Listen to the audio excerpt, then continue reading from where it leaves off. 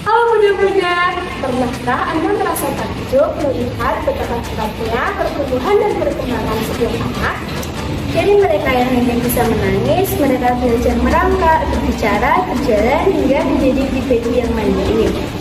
Setiap tahap perkembangan dan pertumbuhan anak-anak itu unik dan penuh kejutan. Dalam video ini kita akan menjelajahi dunia menarik mengenai perkembangan kanak-kanak awal, mulai dari perkembangan fisik, kognitif, dan sosial emosional. Dengan memahami tahap-tahap ini, Bunda dapat memberikan stimulasi yang tepat untuk tumbuh kembang si kecil. Sebelum masuk materi, perkenalkan kami dari kelompok 2, saya Kak Haya. Saya Kak Hija, Saya Kak Nafita.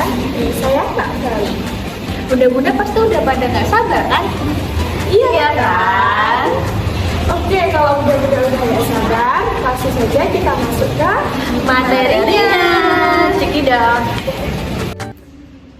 Oke Bunda-Bunda, kita langsung saja masuk ke materi perkembangan kanak-kanak awal.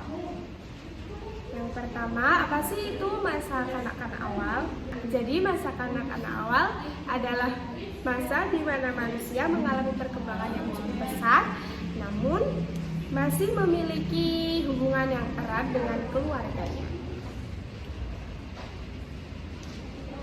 Kemudian ada hal-hal yang meliputi masa kanak-kanak awal. Yang pertama ada masa permulaan atau masa di mana kita ada di dalam kandungan. Yang kedua ada masa bayi, dan yang terakhir masa kanak-kanak.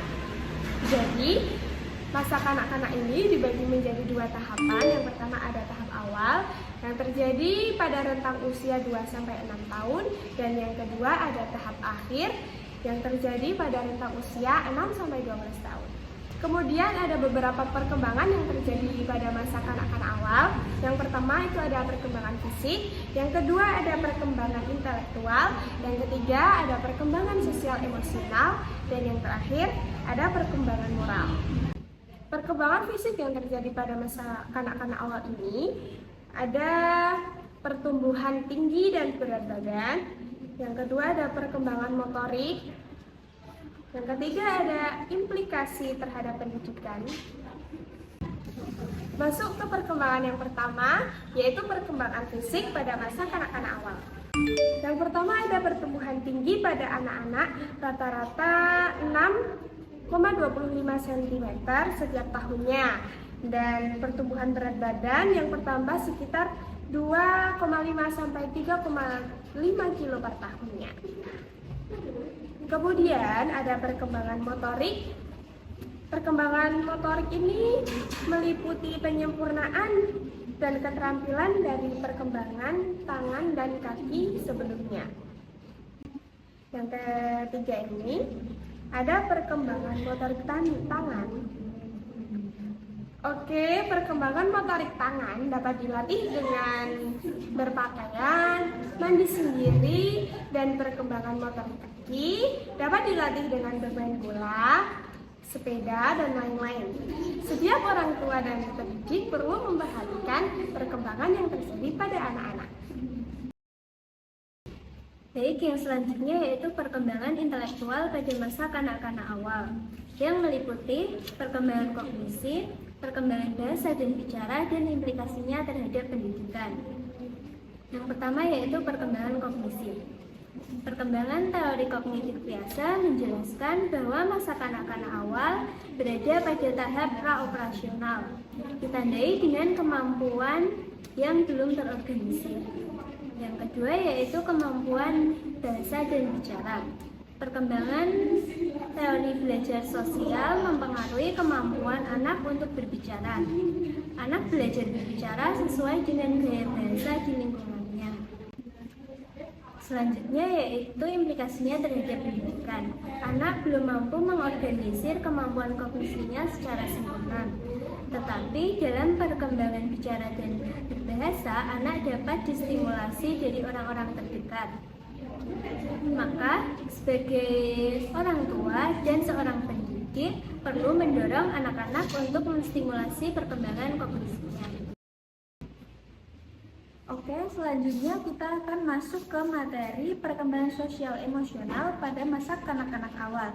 Nah, materi ini itu mencakup 9 hal. Yang pertama ada elemen-elemen sosial dari bermain. Yang kedua, otonomi dan inisiatif yang berkembang.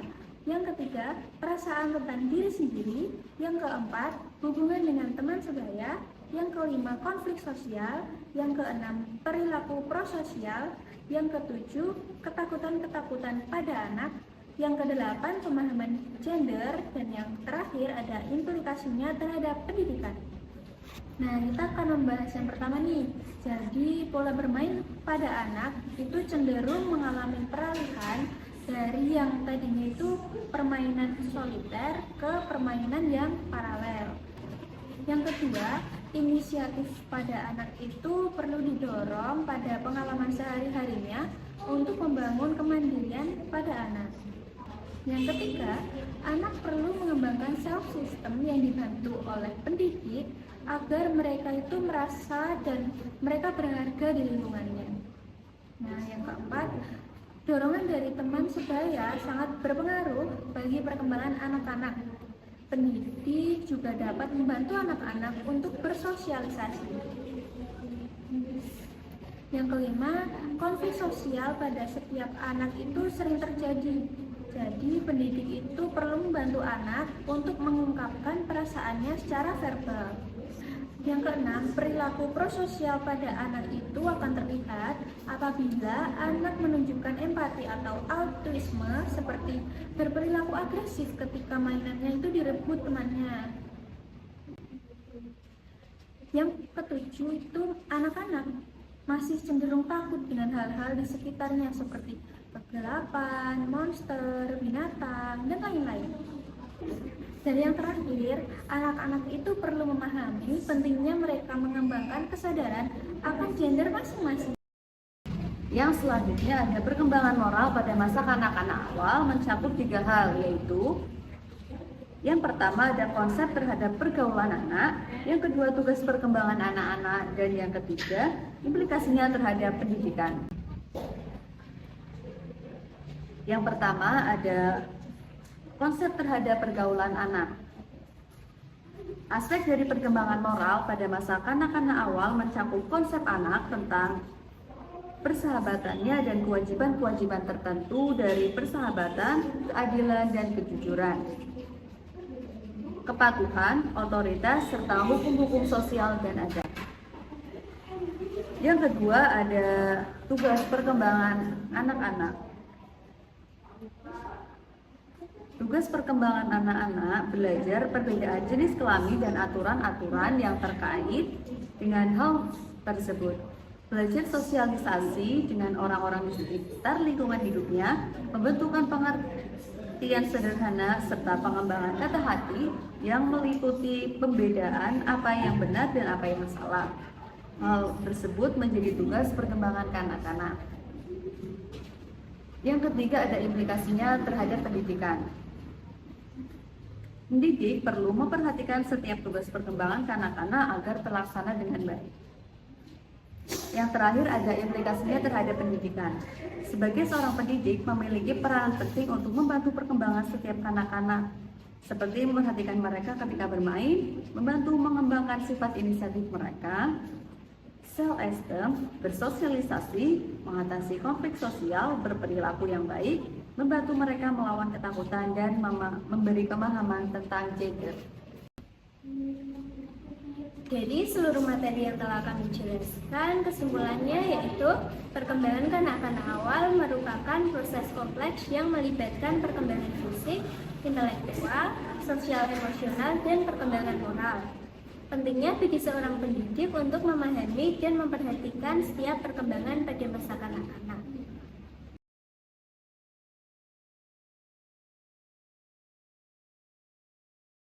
Setiap anak itu unik dan memiliki potensi yang luar biasa.